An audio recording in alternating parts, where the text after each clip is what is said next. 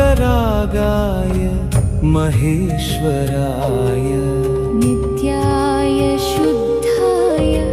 दिगम्बराय तस्मै